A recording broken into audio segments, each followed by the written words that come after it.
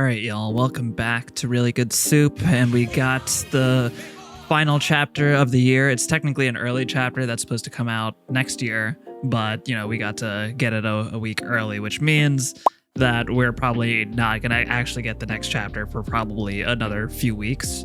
But hey, it was a great chapter to end it on. So, before we talk about it, if you guys have been enjoying these recaps, reviews, what have you, please throw me a like, subscribe, or share possibly. And maybe, let me know what you think about the chapter too, because, I could talk about One Piece forever.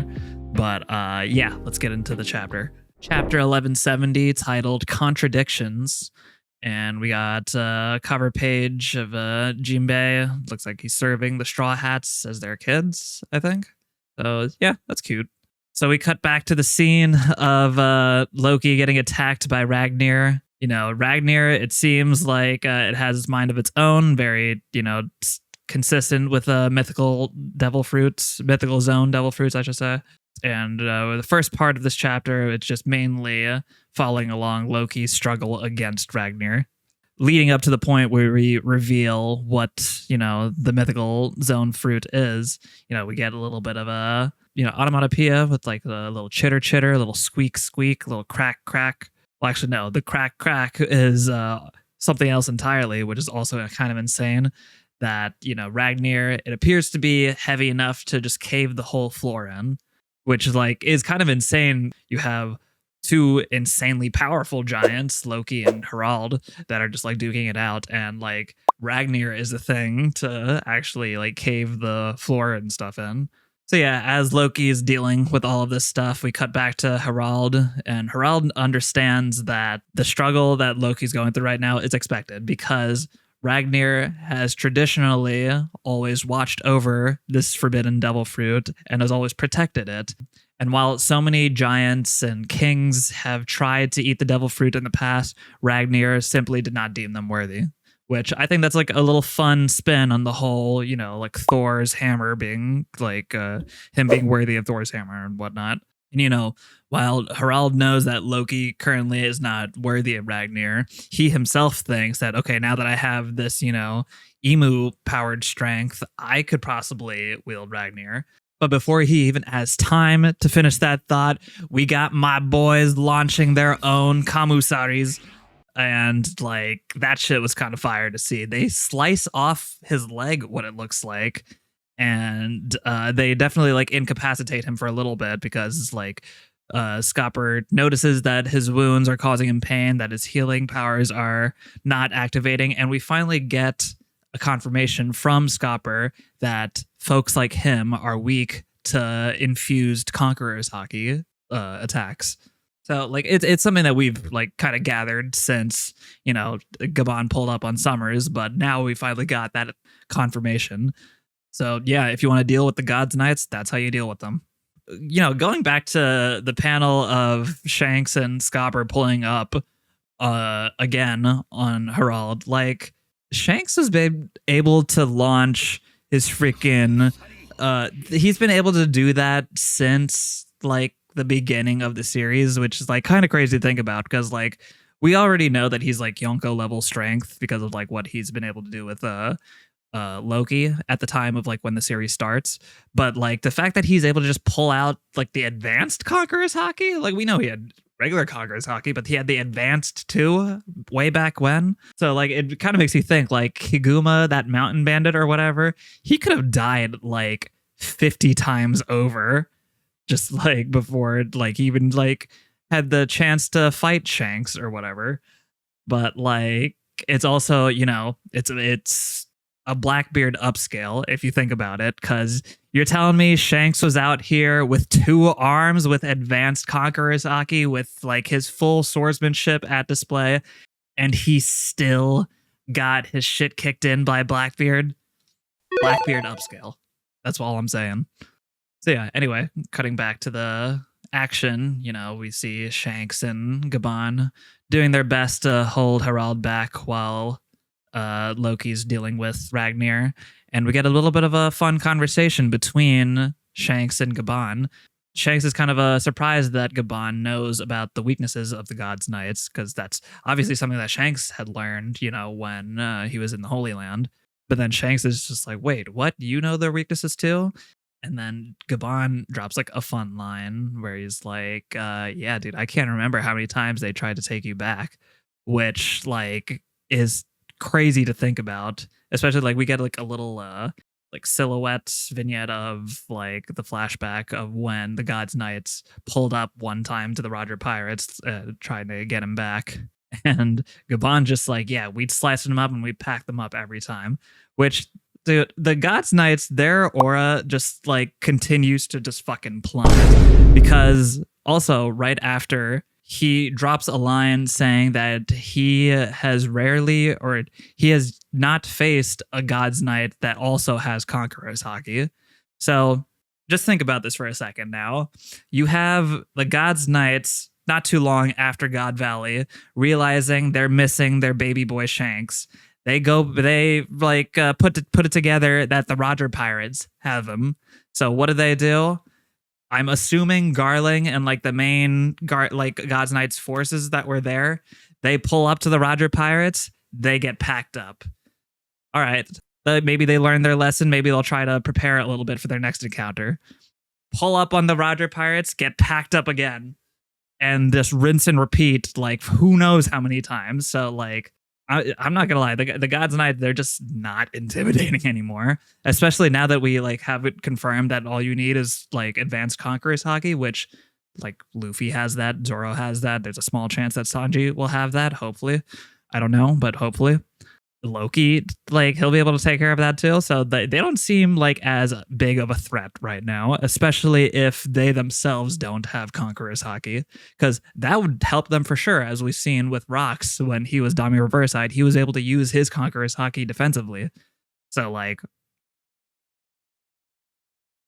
anyway. So yeah, Shanks and Gaban, they're continuing to deal with Herald, and Shanks is like somewhat like feeling for Herald too, because he knows like, because of the whole deal with the Covenants, that this isn't of Herald's own volition. Like he knows that Emu is like influencing his thoughts. So he's like, he wants to do like what he can to save him from this fate. And Gaban is just like, I think Loki is like our best bet now. Cut back to Loki. He's still duking it out with Ragnir. And we see this one panel between both of them. They're both wheezing, like tired. So they're both like trying to somewhat put up a fight, which I think was kind of funny. And then finally, Loki, he gets so fed up with it. He launches a freaking Conqueror's Haki empowered hammer attack against Ragnir, breaks his own hammer in the process, unfortunately, but leaves a significant wound on Ragnir. Significant enough of a wound to revert him back to his hybrid beast form, which we see is a squirrel. More specifically, Ratatoskr, which is a Norse mythological creature that's said to carry messages up and down Yggdrasil and send it back and forth between another mythical creature called the Needhogger, which is what I've seen people theorize what Loki's actual fruit is, which maybe it is. I'm still kind of holding on to the Warrior of Elbaf theory, but it would make sense, especially if Ragnir is Ratatoskr. All of that aside, look how adorable he is. Like, only Oda could make me feel for a fucking Warhammer, Moving on, we see Shanks and Gaban continuing their defense against Herald, and it's kind of sad to see it. Herald is just fucking killing all of his men around him, and his men, like, they're really trying to put up a fight, like trying to hold him back, because they understand that like Loki is the one that needs to like eat this devil fruit and fucking put an end to Herald right now. And poor like Jarul on the floor there too, like not much he can do right now with the sword in his head apparently, and like he's like impressing like the importance of making sure Loki gets that devil fruit. And like as we see Herald pull up, we see him slicing at more of his men, and he looks like really terrifying, especially in like this panel right here. He's sliced through so many of his men already. He has freaking swords and skewers in his body, just not doing anything to him, because obviously he's regenerating, but his regenerating has slowed a tiny bit. thanks to the efforts of Shanks and Gaban. Cut to Loki eating the fruit, Ragnar looking very approvingly. Unfortunately, the transformation is all going to be silhouetted, which is it lines up with what Oda usually likes to do. We're probably going to actually see the transformation when we get back into the, present day. But dog, it looks menacing. And I will note the eyes that we see here, that little pattern, it looks very consistent to what we have seen with dummy reverse side people. So I'm not saying that it has anything to do with that, but maybe it could be a, mythological natural counter or whatever. Kind of like what we've seen with the sun god. We cut to another panel. We see how happy Ragnar is, just oh yeah, we finally got somebody eating the fruit. Maybe Ragnar's just happy that I don't have to guard this shit anymore. Harald finally putting it together that Loki's, eating it. And now he's just all right, Loki, show me its true power. And then Loki shows him its true power. They exchange a couple blows. It looks like Harald is just knocked back just almost effortlessly by Loki. Because we see, a slash from Loki. We see Harald take damage. We can now basically confirm that those claw marks that we saw way back when on the walls of Aura's castle, they're coming from Loki. And then we see Loki transform back into a human. And, now Harald is putting together now that, yes, Loki does have advanced Conqueror's Haki, and he's been noticing it with all of Loki's attacks.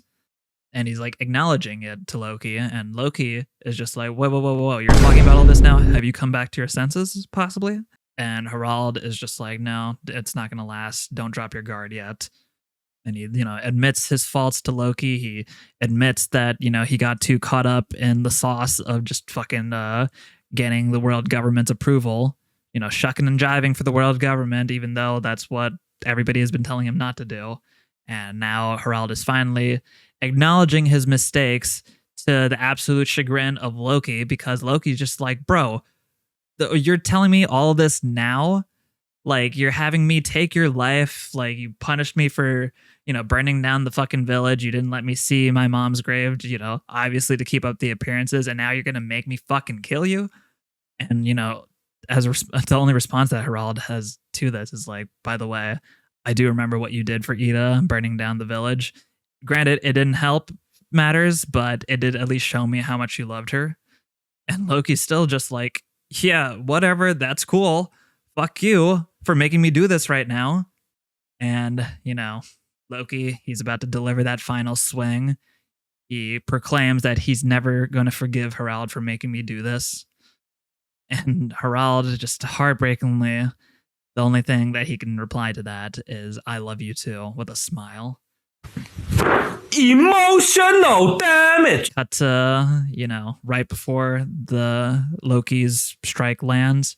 We first see a little bolt of Conqueror's Haki, which is what Loki needs to actually beat him. But then we see the bolt of lightning, which so far I'm still attributing that to Ragnar. But I don't know, could involve some other thing. Could be a thing from Loki's devil fruit. We don't know. But then, we cut to the next panel and oh my God, dude. It's such a mix of emotions because one, we have the huge panel of Loki delivering the killing blow and, killing his father, which it looks fucking crazy. The advanced Conqueror's Haki with the lightning, the absolute strength on display right now. But then it's undercut with, Loki's fucking crying that, he remembers Harald at least showing him decency and the love that he craved from his birth mother. And even though, he's resented Harald for, selling out rocks, or at least teaming up with the people that sold out rocks and, not being the best father, he still acknowledges that his father loved him. And goddamn, dude, Loki didn't deserve any of this, man. I feel so hard for him right now. And what's crazy too is the very last two panels in this chapter, we see like the juxtaposition of like Loki's agony versus like the happy children of Elbaf, and the resounding like sentiment that Harald left behind is like the only thing that really matters is securing Elbaf's future. So like, oh man, it just like hits harder right now. Like, we know what the state that Elbaf is currently in. We know that these kids are still not in the huge warrior spirit, and it's probably not for Loki's lack of trying to bring out that warrior spirit in them. But at the same time, now Loki has a freaking like legacy for Elbaf to uphold. He has to make sure nobody ever learns like how low his father, his beloved like benevolent king, how low he had sunk to try to secure a future for Elbaf, only to be played by like the people that he really thought like was going to help them. So yeah, man. Easily one of my favorite characters that this series has introduced. Like, you have a flashback that introduced Rox Dizabek, and like Loki's story still hits like harder. Like, Rox's story for sure hits hard, but like Loki, oh my god. But yeah, dude, like fucking 15 out of 10 chapter. Ragnir is fucking adorable. I can't wait to see what the new year brings us. We have a couple tweets that I really enjoyed, so let's just take a look at those really quick. First one from our boy Toadgashi. Shout out Toadgashi. He just basically perfectly encapsulates just the sheer Yonko level power of Ragnir, while also throwing a little Mihawk slander in there, because we could always go for a little Mihawk slander. But yeah, that it's just funny that Ragnir just beats Yonko level commanders. So yeah, that was one fun tweet that I liked. And then the other one was this right here. Everybody was saying that the Holy Knights, that this is supposed to be their One Piece Akatsuki. They're just supposed to be the big bads of the series, like the actual big fighters that like the world government has to offer. And what are they? Actually, they're the goddamn One Piece Ginyu Force.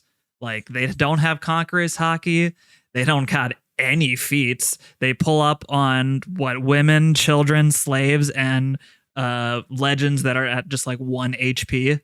And they don't have Conqueror's Haki. Like, what physical threat do you guys pose? Like, I used to think like fucking what physical threat Akainu posed, but like comparatively, Akainu definitely poses more of a threat. But at the same time, I guess if you don't have Conqueror's Haki, then you're kind of fucked against the God's Knights, which, granted, most people don't.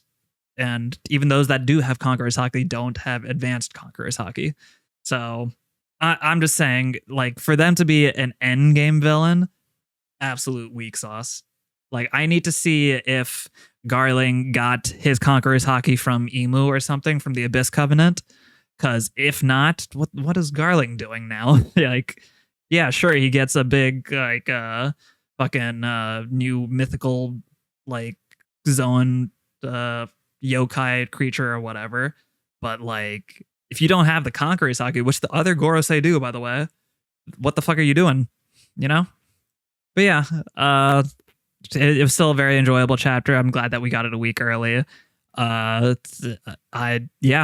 just excited to see where it goes from here. But yeah, till next time.